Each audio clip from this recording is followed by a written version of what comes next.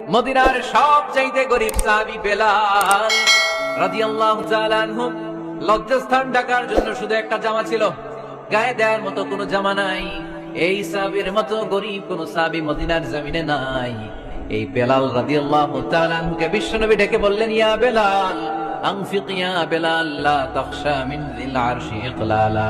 ও বেলাল, আল্লাহর রাস্তায় দান করো, কারণ আমার আল্লাহর ধনভাণ্ডারের কমতি নাই। সাইয়েদনা বেলাল রাদিয়াল্লাহু তাআলা আনহু সবচেয়ে গরীব। শুনতেছেন, বুঝতেছেন? সবচেয়ে গরীব।